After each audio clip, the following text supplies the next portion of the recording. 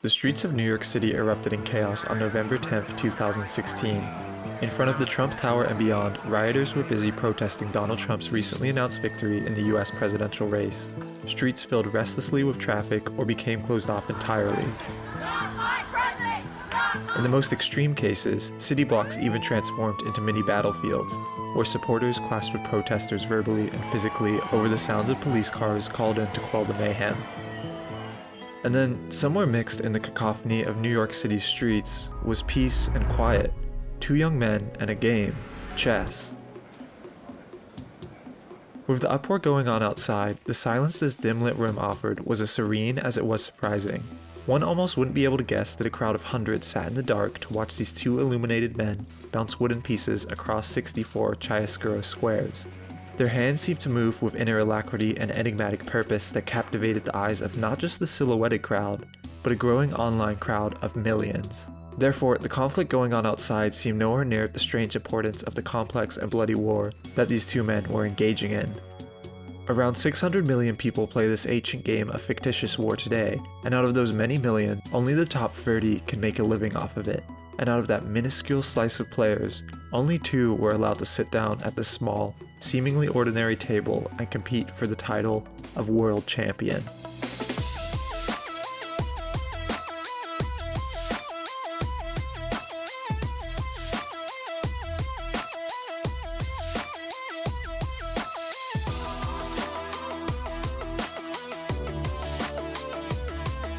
These two men are Magnus Carlsen of Norway and Sergei Karyakin of Russia.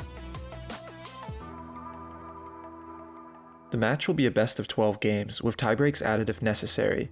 At stake are over $1 million and the monumental title and prestige of world champion. These two young men have worked assiduously their whole lives to be here. Let's see how they fare. I hope you are ready for one of the most tense and dramatic days in chess history. An unspoken rule of spectator chess is that you are to remain silent at all times. After all, it's only polite to let the players have their peace of mind while waging mental warfare with one another. But after only 2 moves, Magnus sends a wave of laughter over the otherwise silent crowd. In one of the most important games in his life, he has chosen to open with the competitively uncommon Trumpowski attack. He started out with the Trumpowski, a name that purposefully resonates with the new president-elect. Magnus may be inside this room, but he isn't oblivious of what's going on outside. When these two powerhouses of the game play, more often than not, there ends up being no decisive outcome. Out of the 21 games they have previously played in tournament together, Magnus has all but 4 wins, while Sergei has 1. The other 16 have all been grueling draws. After 42 moves, with only 1 major piece apiece, the two decide to add another draw to the board. The 55th World Championship starts rather undecidedly. While chess has been enjoyed by people for 1.5 millennia, World Championship chess has only been around for 1.5 centuries.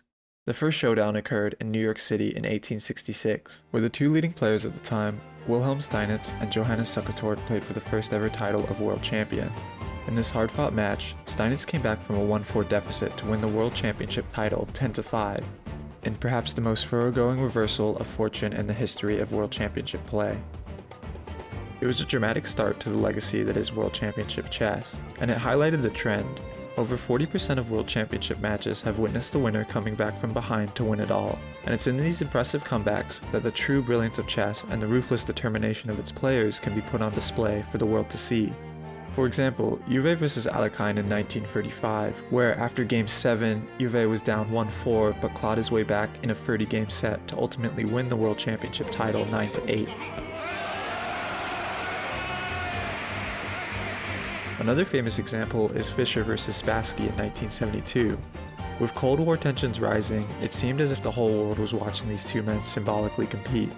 Fischer trailed behind early on 0-2, but his grit did not diminish, and after the 21-game marathon match, Fischer found himself up 7-3. This win would make Bobby Fischer the first and only US-born world chess champion, and would be the tiny yet massively monolithic stain to an otherwise flawless Soviet Union control of the world title in the second half of the 20th century. But perhaps the most impressive comeback in all of chess championship history is one that occurs over the span of not 1 championship match, but 2. Welcome to the insanity that is Kasparov vs Karpov. In 1984, these two men were about to play the longest world championship match in chess history, due to one seemingly insignificant fact. Instead of being a best-of format, Kasparov vs Karpov was a first-to format. Whoever scored 6 wins first would be the world champion. Innocent sounding enough. And it looked to be that way when the reigning world champion, Karpov, got off to a strong lead early on, being up 4-0 by the end of the first 9 games. It seemed to the world that the experienced Karpov would get a fast and clean 6-0 sweep versus the young newcomer Kasparov. But then the next game was a draw, and then the next, and the next, and the next. In fact, the next 17 games were draws, and then a worn-out Karpov, who had lost 20 pounds due to the mental strain of 17 grueling draws in a row, finally got his 5th win. Only one more win for him, and this marathon of a match would be over. But the youthful Kasparov had different plans. 4 more draws later, in Game 32, a number that only one other world championship had seen, Kasparov achieved his first win. And then, after 14 more mind-numbing, soul-crushing draws, Kasparov got his 2nd win. And then, in the very next game, his 3rd. By this time, the championship had stretched 48 games long. Hundreds of hours of competitive chess had been rattled off in mere weeks. Due to a lack of physical and an excess of mental exercise, each player's health, even Kasparov's, was sinking perilously into danger. And so, the FIDE president said that there was a thing is too much, and against both players' adamant wishes, cancelled the entire tournament. 48 games gone, crushed, erased in the blink of an eye. The match was to be replayed the following year, and this time, and all times to come afterwards, the championship would have a set limit of games. 24 to be exact, half the length of their previous world championship match. After Game 5, Kasparov was again down, this time by a 2-1 deficit, but his resolve did not break. During Game 16, Kasparov takes the advantage outright in perhaps the most stunning way possible, practically forcing Karpov to sacrifice their queen for the small price of his knight. After the 24 games were up, Kasparov found himself the victor 5-3. The young 22-year-old had dethroned the 10-year reigning world champion, and it only took a combined and mind-boggling 72 games to achieve. Riots are still going on in Trump's home city as the two sit down to play Game 2. Sergei opens with one of the most popular openings in chess, the Ruy Lopez. Named after the 16th century Spanish bishop Rodrigo Lopez de Segura, this opening line tends to lead to an indecisive outcome rather than a win. It's clear early on that Sergei intends to play safe defense against Magnus. After the opening, the middle game shows completely symmetrical kingside, a telltale sign that a draw is incoming. After a couple more moves, both men agree to draw. While Game 2 can be written off as a rather lackluster draw, Game 3 was anything but. Around 7% of Norway's entire population was staying up to watch their national hero, so when Magnus receives the white pieces for Game 3, he decides to put on a show for his countrymen. Game 3 starts with the classic Ruy Lopez opening, but this one deviates from the norm as a few moves later, Magnus finds his kingside rook in the middle of a barren chessboard. Once Sergei places a target on its back, instead of playing the much more standard move rook back to e1, he goes to e2, blocking his bishop and queen diagonals. Well, it's still, actually rook e2 is a very rare line. It is some small surprise already for Karyakin, I think. And here's the funny thing, Magnus will move it back to e1 on the very next move. So why the e2 intermission? Well, it served no other purpose than to provoke Sergei to play b6. So that sort of forces Black's hand into playing b6, which threatens bishop a6. Bishop a6 would lead to a bunch of trades and a peaceful result, but as I said, this game gets exciting. Now Carlsen plays rook e1. So he just literally played rook e2 to induce b6 and then rook e1. Are you serious, right? But his point is, he believes that b6 is in the long term is a move Black wishes he could have back. Sergei takes the bait, and in the long run, this move, unknown to practically anyone but Magnus, will weaken Sergei's position over time. Later on, looking to put pressure on Magnus to swing the tide of the game, Sergei actually commits his first big mistake. But it was in this moment where Karyakin kind of struggled and decided he needed aggressive counterplay to deal with the fact that he was losing the pawn. Here, if Karyakin played, for example, d5, he's got a very solid pawn structure, but Karyakin played what to my eyes is a very uncharacteristic move for him. And he played c5. This move is now leading to a series of forced moves that end up giving Carlsen an extra pawn advantage. The move makes sense on paper. Sergei has a bishop to Magnus's knight, and usually bishops do better with less pawns on the board, while knights will do better with more. If Magnus takes the pawn, Sergei will simply capture with his bishop, and the position will be more open for his bishop to roam around and stalk potential prey. But Magnus knows this, and doesn't come close to biting. Instead, he slides his rook deep down into enemy territory. Sergei is forced to defend with the king, leaving his most valuable pawn, the f-pawn, unprotected. Magnus slides his rook back, freeing up his knight to take Sergei's precious pawn. Now Sergei's pawns are all weakly isolated, and he has no choice but to play the prophylactic, suicidal, and yet correct move d3. It's a free pawn on a silver platter for Magnus, and while it does isolate his pawns too, like a shark in the water, he now smells blood. At this point, 6 whole hours have flown by, and time, which has pressured both players to make questionable moves, is dizzyingly slipping away. Sergei takes one of Magnus's pawns he strangely left undefended, but it was just bait for a beautiful trap concocted by Magnus. For the small price of 1 pawn, Magnus will, to the commentator's shock, win Sergei's bishop. The bishop's hanging, and there's gotta be a win here.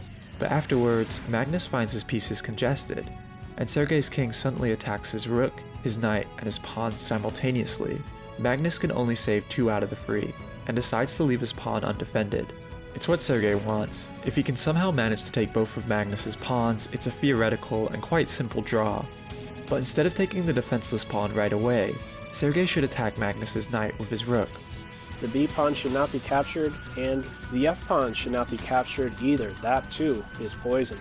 He panics though and takes the pawn right away, and now Magnus can capitalize on a once again losing position for black. But right after Sergei's incorrect play, Magnus makes one of his own. Instead of moving his rook to control the board better, Magnus moves his knight to the edge of the board to defend his own pawn. Sergei, now with room to breathe, takes over the back rank with his own rook. There are still winning lines for Magnus, but his very next move, move 72, erases all of them. Instead of putting pressure on Sergei's king with check, Magnus makes the much more human and unfortunately incorrect move of attacking a somewhat useless pawn. Yes, it defends b3, and yes, he ensured that he was going to win the b-pawn, but here's what he missed. After rook to b7, we're not pushing h3. We're playing rook a1 first, exclam. The commentators were pulling their hair out. Somehow, Sergei would survive, and on move 78, both men agreed to a draw. FIDE would go so far as to call it a draw for the ages. Magnus had Sergei locked up, but like a bashful Houdini, he broke free. During this game, Magnus frequented the private room where he would rest his tired face into his palms, looking defeated and lost. Unbeknownst to him, the spectacle was broadcasted live by hidden cameras in the private sector. His home countrymen could see firsthand his dejection as he let the biggest win opportunity he's had so far slip away. Magnus would have the cameras banned and removed the next day. Yeah, I wasn't really aware of that, so... Magnus, the computer says you had quite a few good chances today. Are you afraid of what you're going to find when you go through this game? Yes, absolutely. The pressure both these players feel increases tenfold when you put into the context that they sacrificed practically their entire lives up to this point to be here. All these men knew was chess. They had no choice. Any other option would result in them not sitting where they were today. You have to dedicate your whole life to chess if you are to make it, and both dutifully did, sacrificing their entire childhoods, their entire teens, their early 20s too, to be here. To sit where they are sitting today, the pricelessness of youth must be sacrificed. But something else was gained, something only a select few in the billions of people on this planet will ever know, the rare feeling of being the absolute and undisputed best. 2 roads diverged in a yellow wood, and sorry I could not travel both, and be one traveler. Long I stood, and looked down one, as far as I could, to where it bent in the undergrowth. Then took the other as just as fair, and having perhaps the better claim, because it was grassy and wanted wear. Though, as for that, the passing there had really worn them about the same. And both that morning equally lay in leaves no step had trodden black. Oh, I kept the first for another day, Yet, knowing how way leads on to way, I doubted if I should ever come back. I shall be telling this with a sigh, somewhere ages and ages hence. Two roads diverged in a wood, and I took the one less traveled by. And that has made all the difference.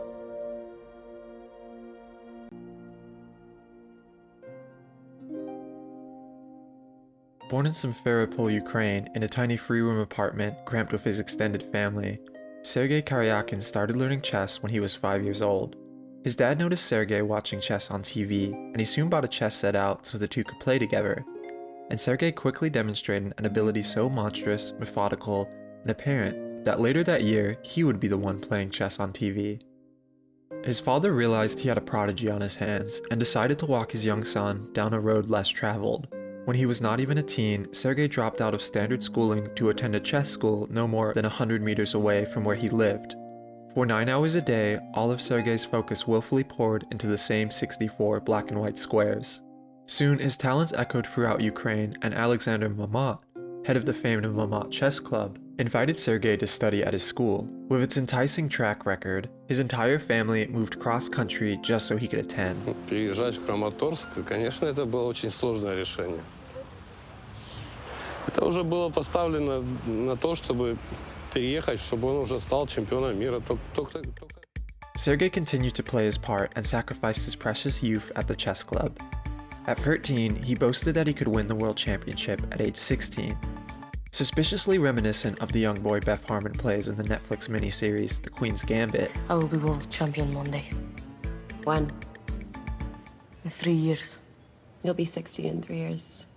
There's no doubt that with Sergei's ability, his dream wasn't as far-fetched as it sounded. But unfortunately, fate threw a wrench in his plans. The director of the school suddenly died, and the school indefinitely shut down. Just like that, their family had no choice but to move back to Simferopol and sell whatever they could on the street to make ends meet, as his father's cook wages were not enough to support the entire family. When we came back to Simferopol, I was 13 years old, and starting from 13 to 19 years old, I didn't have any support. Again, just completely nothing. There was no money left over for coaching or training. There were no sponsors. There was nothing. The young boy had nothing but poverty and his chessboard. Game 4 was a 6-hour, 94-move draw. At the beginning, Magnus gained a slight advantage, but 44 moves in, he loses that advantage outright by playing a move he incorrectly considered to be a forced win. Sergei, to Magnus's surprise, counterplayed perfectly with his bishop.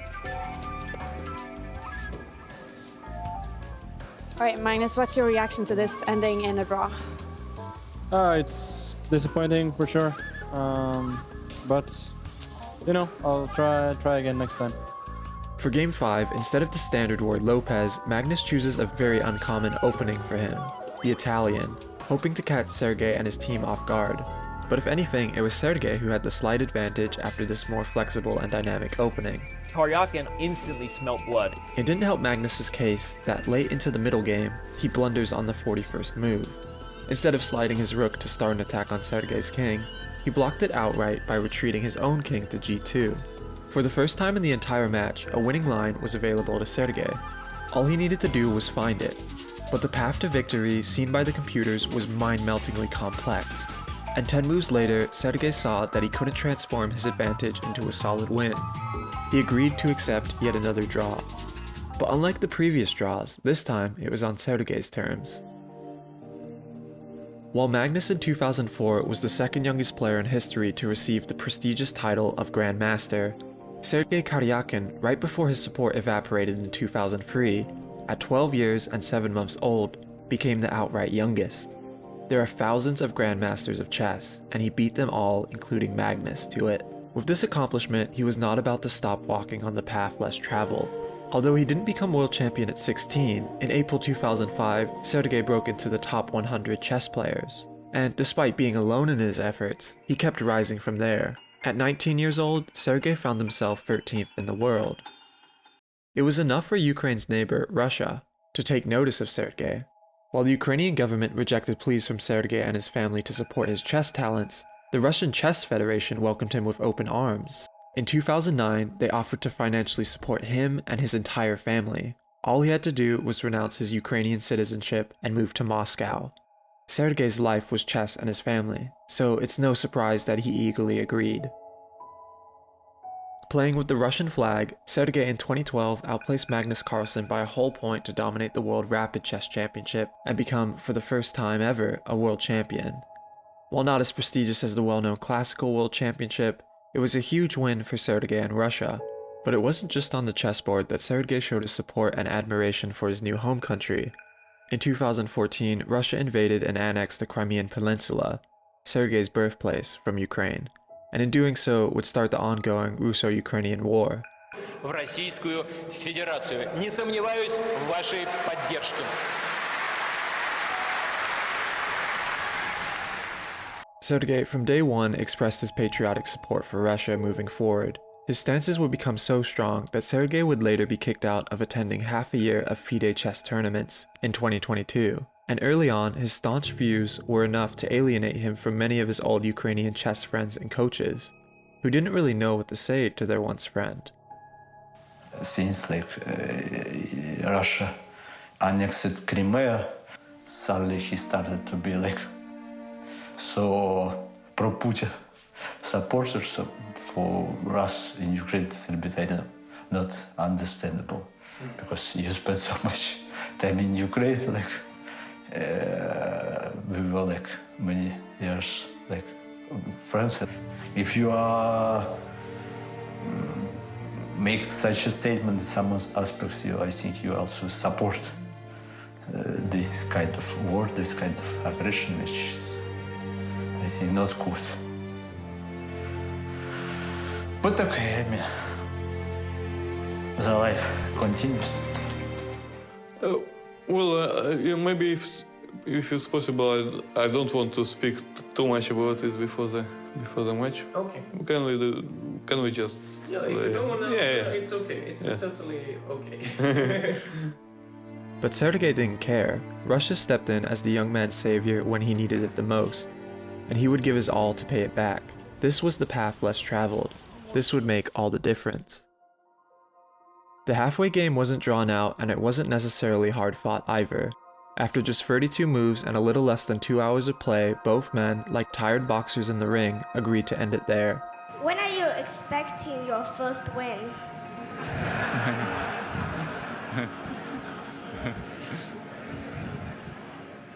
If you only knew. Spectators got to take the evening off, and more importantly, so did the players. It was clear they both needed it, as the Karpov vs Kasparov World Championship match echoed in the minds of spectators, commentators, and players alike. Russia had, besides the aforementioned Bobby Fischer, flawlessly dominated the second half of the 20th century with classical chess world champions, and Russia saw Sergei as their next chance to continue their dominance. In 2015, Sergei entered the Chess World Cup, a tournament that would allow the winner a spot in next year's Candidates Tournament, the tournament that decides who will face the reigning world champion that year. Even though the field was filled with some of the finest chess players the world had ever seen, Sergei, seeded 11th, won the whole tournament outright, punching his ticket to the Candidates with ease. But the Candidates was a whole different ballpark. Over half of the 8-man field was ranked in the top 10. Sergei, 13th in the world, was the second lowest ranked player that year. But he was about to shock the world again with one of the most monstrous runs in Candidates Tournament history. To start, he would beat the 5-time US champion, Hikaru Nakamura, ranked 3rd out of the 8-man crew. Then he beat the former 5-time world champion, Vishy Anand. Now, the only thing standing in his way for a chance to face Magnus was Fabiano Caruana, the highest ranked player out of the 8-man crew, and the 3rd ranked player in the entire world. Growing up in Brooklyn, he would have been a hometown hero for New York to root for during the World Championships. But on the 42nd move, Caruana went for a win with a risky rook move, and then Sergei stunned experts and counterattacked perfectly. 4 moves later, Fabiano had no choice but to resign. I'm probably the happiest person in the world at this moment. For years, Sergey was stuck at 13th, and then in one single tournament, he broke through to the top 10 to become 8th in the world. And he was determined to keep that momentum up and become the first Russian world champion since Kramnik in 2007. All that was in his way now was the reigning world champion, Magnus Carlsen. In front of one of the larger crowds that match, due to it being a weekend and New York school districts giving out free tickets to kids, another draw was yet to ensue. Fabiano, the person who was so close to being in Sergey's spot had he not lost to him, called the draw early on. After 33 moves and 2.5 hours of play, his calculated prediction had come true. Now, the match was about to tie the record for the longest starting string of draws in all of World Chess Championship history. In 1995, Kasparov vs. Anand played on the observation deck of the 107th floor of the World Trade Center, where perhaps the views were so pretty that the players took their time to draw blood, as it took 9 games for someone to finally win. Magnus didn't have views to entertain him, however, and the reigning world champion was losing his composure draw after draw, a stark difference from anything he had exhibited before. It's disappointing for sure. You know, I'll try again next time. Like Sergey, Magnus's journey into the world of chess started when he was very young. At the age of 6, Magnus had memorized all of the flags and capitals of every country in the world by himself. It was enough for Henrik, Magnus's father and a former tournament chess player himself, to encourage his son to explore chess next. Magnus quickly grasped the intricacies of play, and it became apparent that he had a natural talent for the strategic and analytical aspects of the game. Before he was even 10, Magnus was beating his father consistently, and playing for multiple hours a day. Most days, Henrik would have to tear him away from the chessboard to let him get some sleep. By 2004, at only 13 years of age, he was already being called the Mozart of chess, a title given to him by chess writer and pro player himself Lubomir Kavalik, after playing exceptionally well in a rapid tournament. Magnus, playing a rook behind, found a beautiful checkmate against Spike Ernst, trapping Ernst's king against its own 2 rooks. But the Mozart of chess was just getting started. Later that year, Magnus beat Karpov, the reigning world champion from 1975 to 85, and the person who preceded the legendary Bobby Fischer as world champion. Then he faced the man who dethroned Karpov in the infamous 72-game marathon, Garry Kasparov.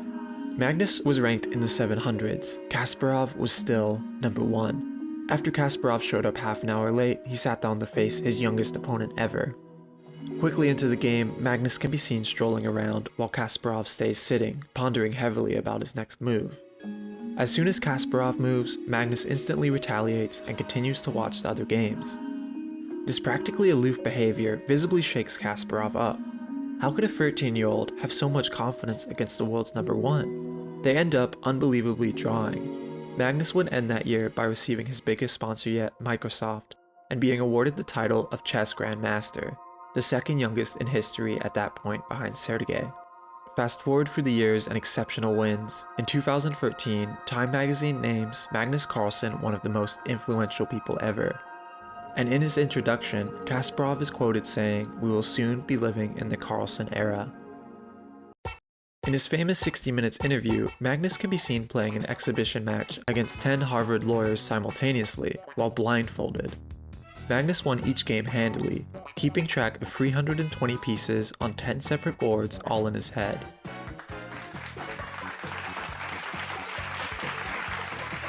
It's the most amazing thing I've ever seen. Do you have any idea how extraordinary this looks to... No, it's one of the amazing things in chess that you don't really need a board, you can just keep it. But it transcends chess. I mean, I just can't fathom what you've just done. It seems like it's supernatural. Magnus chose the path less traveled, and it made him exceptionally and brilliantly different. Then the World Championships came into the picture. Kasparov, who won the world title in 1985 after playing 72 games against Karpov, would end up retaining his world championship title up until the end of the 20th century, before losing it to fellow Russian Vladimir Kramnik in 2000. Kramnik, after a 7-year reign, would then lose his title to Vishy Anand, India's first ever Grandmaster, in 2007. A 5-time champion, Vishy would hold the title up until 2013, when a young 20-something Magnus Carlsen came into the World Championship equation.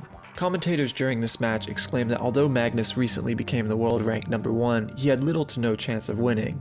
In fact, his quest was similar to climbing Mount Everest with tennis shoes and no oxygen. When it came to championship matches, Vishy was fiendishly gifted. He had beaten higher rated opponents before to retain his title, and when it came to the two's head-to-head record, Vishy had Magnus beat 6-3. This was just another cakewalk for Vishy Anand, or at least it was supposed to be. In the coming weeks, Magnus defeated Vishy in a flawless 3-0 fashion to become the 16th ever World Chess Champion. Vishy came back the next year in the 2014 candidates, just barely outplacing another young 20-something, Sergei Karyakin, for a chance to reclaim his title. But Magnus had gotten even stronger that year, stronger than anyone could have predicted, receiving the highest ELO rating ever in chess history at 2,882. The 16th champion was an unstoppable force, and Vishy simply didn't stand a chance. There were even times when it looked too easy for the defender. Ways to improve along the way. And some of those, that's interesting. Sorry, I was kind of... He's not sleeping. No, he's obviously not sleeping, but... Magnus would win 3-1. Later that year, he would win the Blitz and Rapid World Chess Championships too, and become the first player to hold all 3 World Championship titles at once. Magnus made chess his life's path, and it rewarded him profoundly. But now he was playing his toughest challenger yet, an opponent who had equally dedicated his whole life to chess, but had not seen it rewarded as equally. Sergei Karyakin was hungry to see the roles reversed. After 7 drawn-out and bloodless draws, Magnus decides it's time to strike, no matter the risk. He opened with the Kali-Zukertort system of white, and the advantage between the two players became an oscillating pendulum. All along the way, there were ample draw routes available for Magnus, but every time it was his turn to move, he would take the path less traveled, less studied, and less sure. Here, there's potential for danger here. So, Carlsen should probably take notice of this and play one of the 3 moves the engine is actually recommending. Queen e2, knight e2, h3, get rid of this knight. This probably makes the most sense. But Carlsen was ready to be aggressive. He wanted the game to get nuts. He wanted the game to be mixed up so that he could really get his winning chances that he's so long desired. And so he played the move knight to b5. It's amazing that knight to b5 was played at such a high-level match. And it was a risky, delicate, and enigmatic path that could produce a resounding win, but at the cost of being more open to attack than he ever had before. In classical chess, each player for the first 40 moves is assigned 100 minutes of play time, plus an additional 30 seconds after each move is made, coming out to 3 minutes per move. Due to the complex nature of the game, both players were teetering on that 3-minute edge, jostling their pieces for any slight advantage. Time was running out and threatening to take out both players as it slowly slipped its invisible hands around each of their necks. Around the 30 move mark, there were more moves than minutes for each player. Carlsen ran from any attempt at a draw like the plague and danced Sergei quickly into a self-made dark inferno, trying to push him in while he himself leaned dangerously close. So close that the blistering heat became unbearable. And then Magnus slipped. Instead of pushing Sergei in, a rushed blunder on the 34th move acted as the rocky ground that stole his footing right from under him. Carlsen didn't do that though. He didn't play rook d7, and he didn't play the other move the computer seems to be liking, which is knight e5. Carlsen was not to be deterred from the most aggressive and risky way to play this position. Perhaps playing those 2 blacks and getting those draws really affected his psychological stance on the match, because now he played a move that, regardless of how long we've been letting the computer think, still is not in the top 3, because it's just a horrible, horrible move. In this position, Carlsen played c5. Sacrificing a pawn and letting Black's potential initiative start to run wild with it. And now, Sergei could puppeteer an unsteady Magnus right where he wanted. Sergei traded rooks, and the aftermath allowed him to take an extra pawn from Magnus. And during the endgame, every pawn counts. Sergei had 6 to Magnus's 4, and those extra 2 both had a clear path to coronation at the end of the board. Consequently, it was looking like the end of Magnus. But there was one catch. Sergei had exactly 1 minute left on his clock to take advantage of it. The pressure was mounting. He had Magnus falling into the hot ashy demise, but the flame was running out. There was a solution, however. Make it to move 40, where both players are granted an additional lifeline of 50 minutes. Sergei needed those 50 extra minutes desperately to study the board and fully take control of the situation, but they were behind a wall of 5 gargantuan moves. It was dizzying play at that point. Like a submarine sailor holding a flickering candle, he had to act fast. First, he hastily tried to make the endgame even more decisive by offering Magnus a queen trade. Of course, if Magnus were to accept, Sergei would be rewarded handsomely with a decisive win. But precisely because of that reason, Magnus declines, and he does so in the most ingenious way possible, with a knight sacrifice. Because the knight places Sergei's king in check, his queen suddenly becomes paralyzed, and although Sergei wins over Magnus's knight in exchange for a pawn, a couple moves later, Magnus is able to take one of Sergei's knights, and then his last extra pawn too, thus equalizing a game that was almost certainly in Sergei's hands. And then, all at once, the two submerged from the sea with gasping lungs, breathing in the fresh air of an extra 50 minutes. Sergei's ocean of an advantage had somehow waned away, and it looked to be yet another draw. Eventually, Magnus even finds himself a pawn up, and the game is looking good for the reigning world champion. Until the 52nd move, where Magnus, with many good options available to him, chooses the absolute worst. And I mean the absolute worst. Welcome to the blunder that is h4. Matches will come with brilliant moves and not so brilliant moves too. It's part of the human condition. Mistakes will always be made. The worst blunder in chess championship history was made in the 1892 World Championship. Chigorin was behind 8 wins to 9 going into the final game, but lucky for him, after playing an aggressive early and middle game, he found himself a piece up with a pretty much guaranteed win ahead of him. You're in a must-win situation. White has an extra piece and should win. But instead of that, Chigorin made an extraordinary blunder. Bishop b4, attacking a rook. I mean, who knows? Maybe he was still playing quick moves. Maybe he didn't realise he'd reached the time control. Anyway, unfortunately, Bishop b4 allows rook takes h2. And here, Chigorin resigned because Steinitz would deliver checkmate. The classic 2 rooks on the 7th checkmate. After a grueling 24-game match, Chigorin narrowly lost 8-10. While not as bad as Chigorin's mistake, still stubborn to play for the win, Magnus makes the overly aggressive pawn to h4 move. This move is suicidal for 2 reasons. First, it slows down the pressure applied to Sergei's a-file pawn, which is creeping closer and closer to the end of the board. To many of us, this position seems recoverable. Just simply take the pawn with your queen. But it's actually not as simple as that, due to the second crucial weakness of h4. Sergei's knight now has access to perhaps the most valuable square of the board at the moment, g4. This move will put Magnus's king in a terrifying check, because after moving his king out of danger, Sergei can mobilize his own queen into the attack, applying an insane amount of pressure. Any line from this point onwards results in Magnus having to sacrifice his own queen, or finding himself checkmated outright. Therefore, h4, a seemingly innocuous pawn move, has sealed Magnus's fate. He won't play another move that game, but it doesn't stop him from spending 1 minute and 48 seconds desperately looking for a way to undo what is already sealed in the 64 squares before him. He has devoted his whole life up to this point protecting a wooden king no bigger than his thumb. He had worked his way up year after year to become the person with the most protected king of all time. And now, there was nothing. There was no way forward. The board presented a stubborn Sisyphus boulder that would never succumb to Magnus's will, no matter how hard he pushed. Magnus has no choice but to resign, and in that moment, he becomes the most dejected human being on the entire planet. If it weren't for his father, based on eyewitness accounts, behind the thick pane of mirrored soundproof glass sat a shivering Henrik Carlsen, looking onward at his hopeless son, soul-crushed knowing there was nothing he could do to help.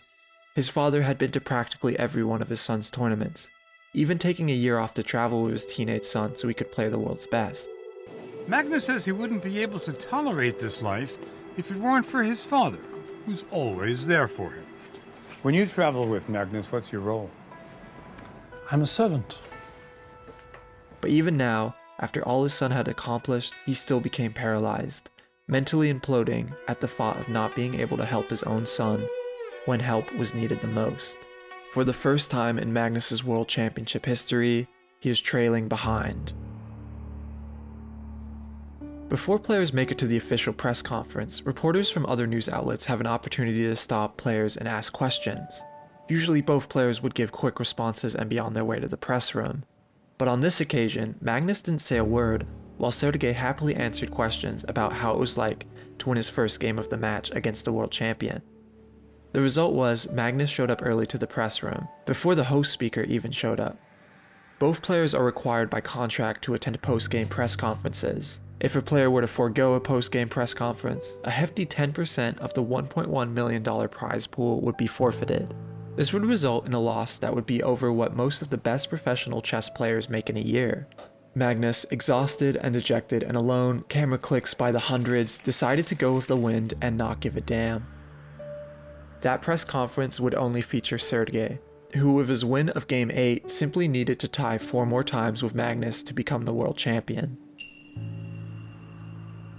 Wilhelm Steinitz, the player who came back from a 1-4 deficit to win the first ever World Chess Championship, lived peacefully as he reigned champion for the next 8 years. But like all kingdoms, Steinitz's reign would inevitably crumble. In 1894, he would lose his title 5-10 to Emanuel Lasker, who was 32 years his junior.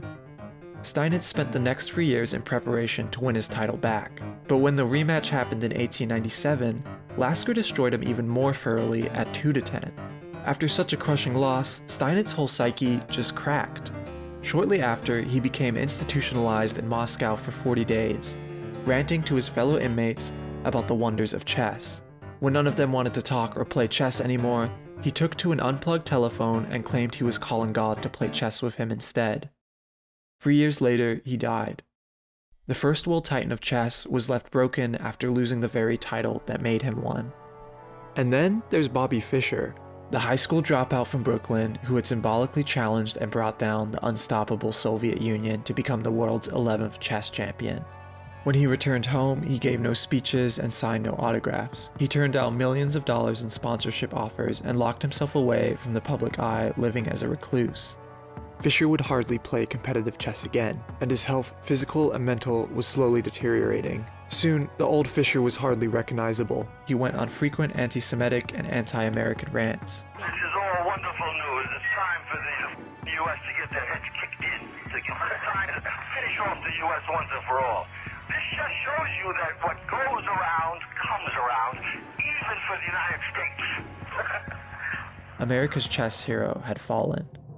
This was not an arrest. This was a kidnapping. It was all cooked up. Do you ever think about that? Yes, I do. You know, when I was watching the recent film about Bobby Fischer, I was thinking, you know, is this going to be me in a few years? I don't think that's going to happen, but you know, it made me think a little bit that, you know, I have to be aware of this. 4 years before Fischer's death in 2008, a 13-year-old Magnus became the youngest competitor to participate in a FIDE World Chess Championship.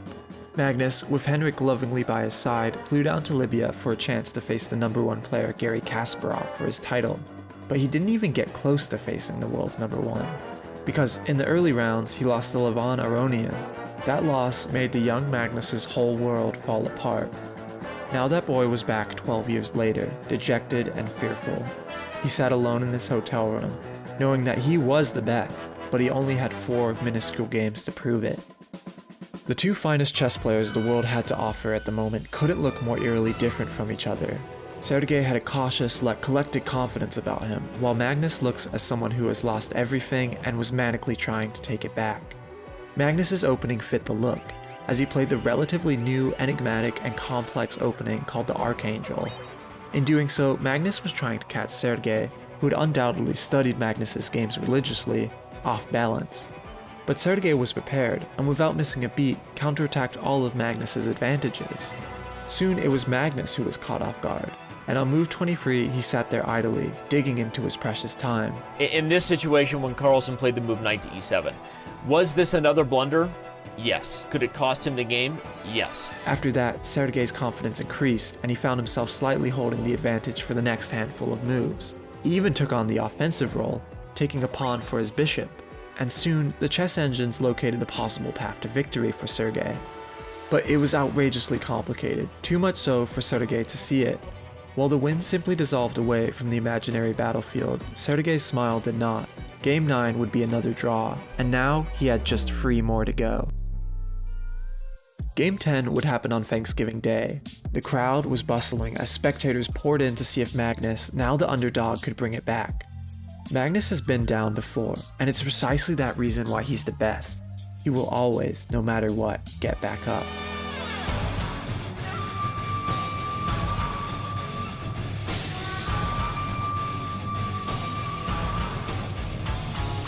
We're about to get into some crazy stuff. The world went wild. What is wrong with Magnus Carlsen? Are we literally seeing another blunder? Sergey misses an early draw opportunity, and eventually Magnus gains a slight advantage. This could be his chance.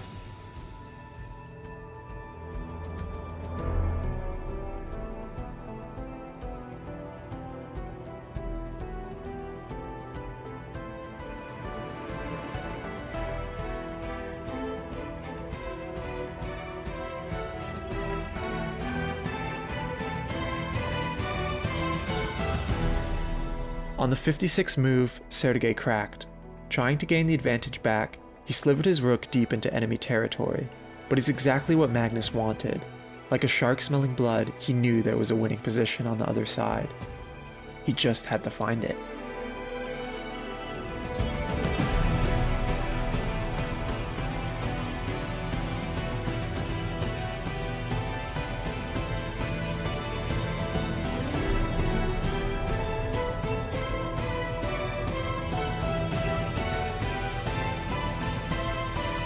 After 7 hours of grueling play and 75 moves completed, Sergey saw the shark in Magnus's eyes, and it was hopeless to try and swim away.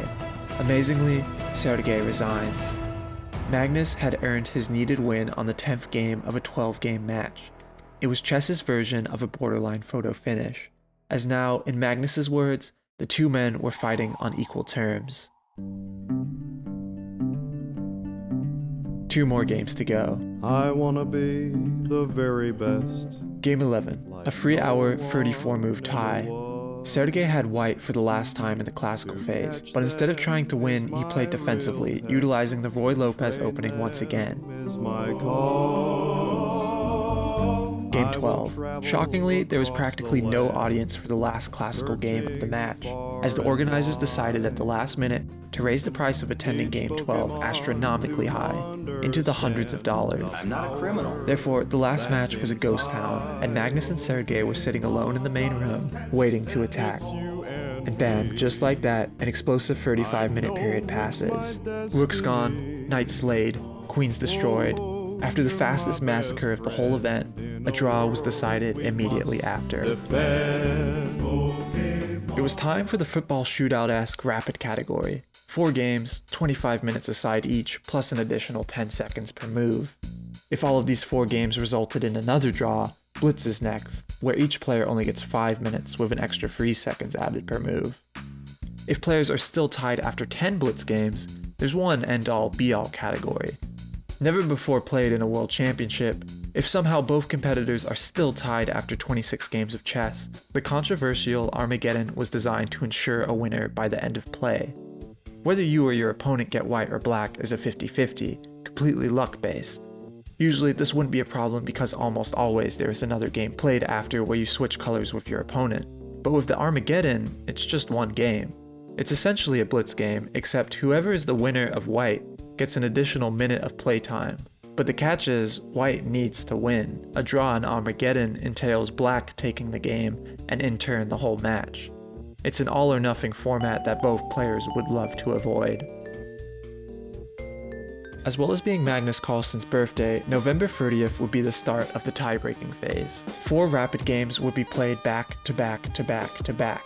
More games, less time, a recipe for blunders, creativity, and the unexpected. When you don't have the time to rely on your mind, the moves become expressive in a way calculated classical chess can hardly imagine. Moves would come down to instinct and experience alone. When it came down to it, this wasn't a battle between 2 great minds anymore. It was a battle between 2 fervent hearts, put on display, palpitating for the whole world to see. You think that rapid is a good way to decide who's the best player? Well, I mean, I think you have to have someone who wins. You have to have a way to break a tie.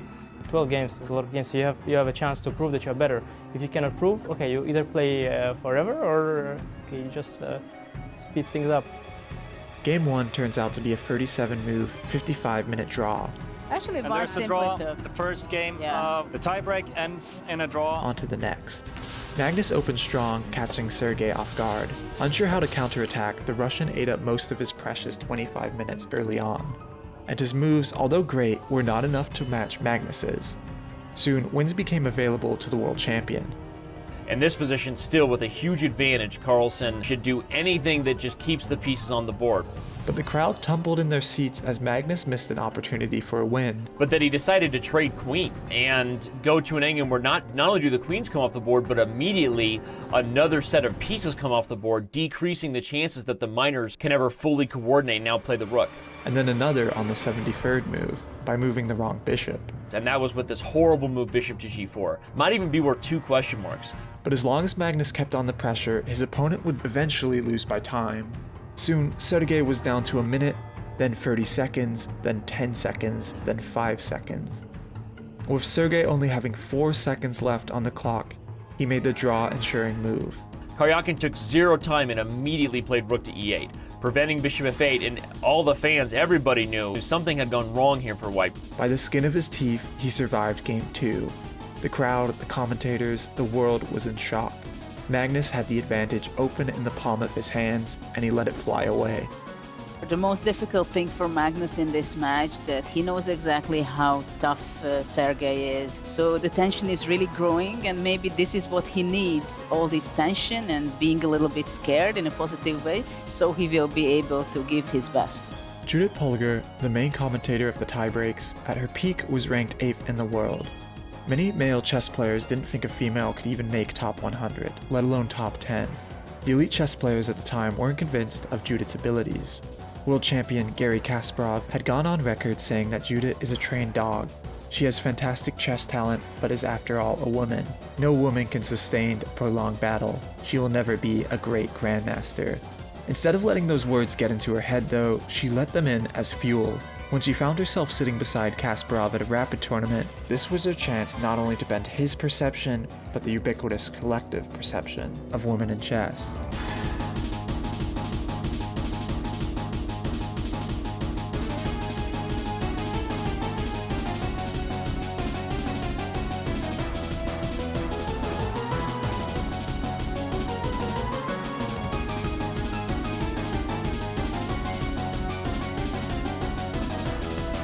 And just like that, Judith had defeated the world champion, and Kasparov had no choice but to admit that Polgar showed that there are no inherent limitations. She had done her part of chess history and defeated the best, and now she was interested in seeing who would do the same today. Sergei, perhaps trying to take the advantage of his opponent's dejection from the previous game, opens in an uncharacteristically offensive manner.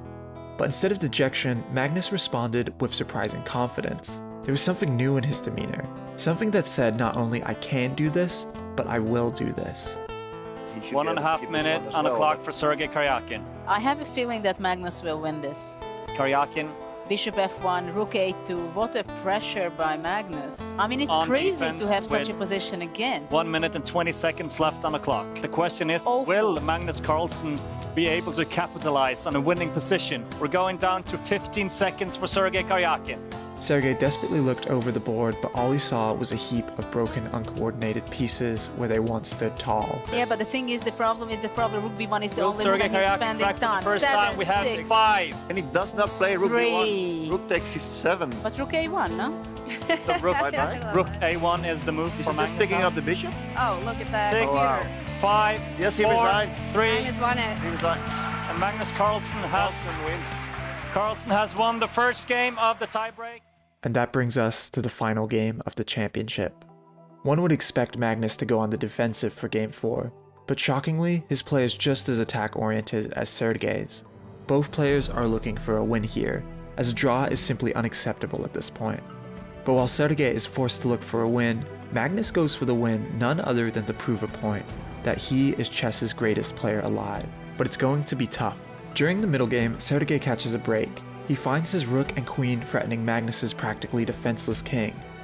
All the pieces that usually would defend it are eyeing an attack of their own. And soon Sergei, if Magnus plays incorrectly, has a mate in 1. But Magnus sees this. He's seen it the whole time. And for 29 seconds, Magnus ponders on how to retaliate.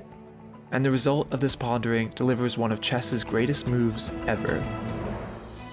In 1965, a 13-year-old Bobby Fischer had made headlines around the world for a game he played in New York's West Village.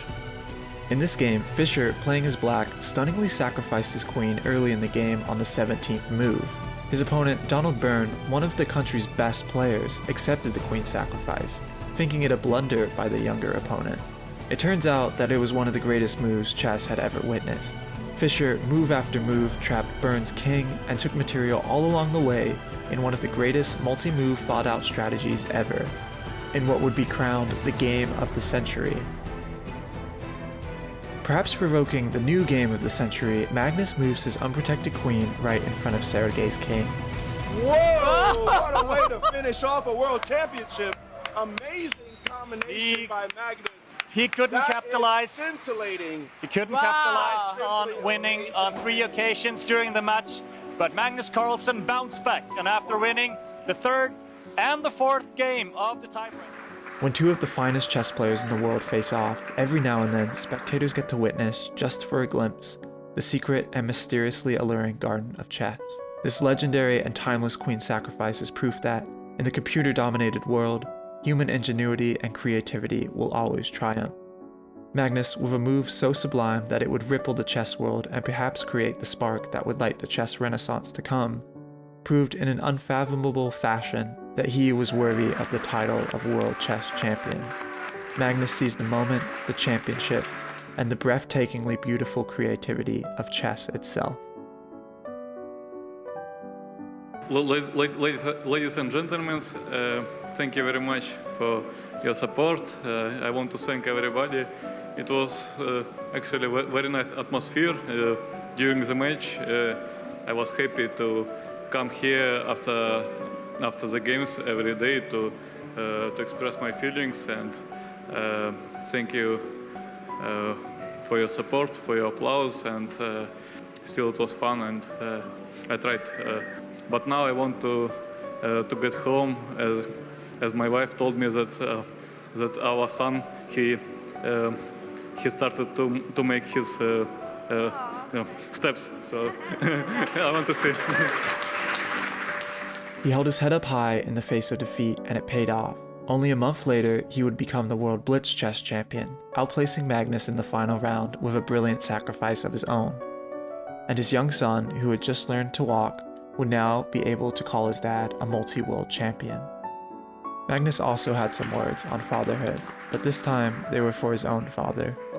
Thank you all again for coming. I would like to thank my opponent again for a very good fight.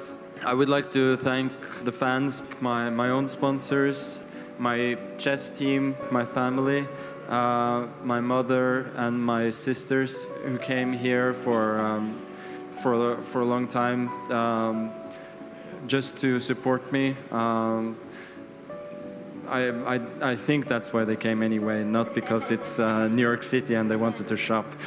But and last but not least, my father.